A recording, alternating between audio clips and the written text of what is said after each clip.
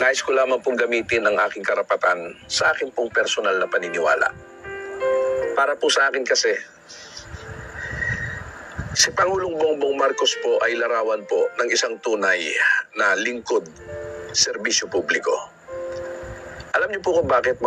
Sapagkat ito po ay madalas na naririnig ko doon po sa mga nagtatalumpati na mga politiko. Karamihan po sa kanila ay lagi nilang sinasabi, maka-Diyos, makatao, at makabayan. Yan pong tatlong yan ay kapwa po umaakma sa katauhan po ni Pangulong Bongbong Marcos sa pagiging maka-Diyos po. Sa kabila po ng mga pagbati ko sa kanya, hindi po siya nagsalita ng anumang laban sa anuman pong relihiyon. Hindi po siya nagsalita ng anuman pong laban sa sino man pong namumuno sa alinman pong mga relihiyon. At higit po sa lahat, hindi po niya ginawang pagsalitaan ng hindi maganda ang sino man po sa mga namumuno o ang mismong relihiyon. Sa pagiging makatao, lagi po niyang inuuna ay ang kapakanan ng taong bayan.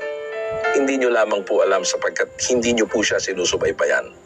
Hindi niyo lamang po alam sapagkat ayaw niyo po siya subaybayan at ang gusto niyo po palaging ang hanapin sa kanya ay ang kamalian na kanyang nagagawa at siya niyo pong pinalalaki. Pero ayaw niyo po siyang hanapan ng kabutihan na kanyang ginagawa sa kanyang kapwa. Katulad na lamang po nung panahon ng kasagsagan ng nangyari po sa Yolanda. Isa po sa naroroon at nangunguna po sa nagkaloob ng tulong ay si Pangulong Bongbong Marcos sa kapanahon ng hindi pa po siya ang Pangulo ng ating bansa. Sa pagiging makabansa, mga Bokatribs, malinaw na malinaw po at kitang-kita po naman natin. Pinoprotektahan po niya ang teritorial ng Pilipinas. Pinoprotektahan po niya ang kalalagayan ng ating bansa.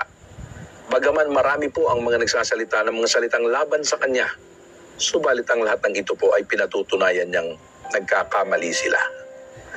Sa mga tuwid mga Bokatribs, sa salita pong maka-Diyos, makatao at makabansa. Ang salita pong yan, para po sa aking paniniwala, ay angkop para po kay Pangulong Bongbong Marcos. Kung meron man pong mga nagbibintang ng kung ano-ano pong masasamang salita at kung ano-ano pong bintang, mga Bokatribs, gamitin niyo po ang inyong kaisipan. Kung ito po'y walang patotoo, bakit niyo po paniniwalaan?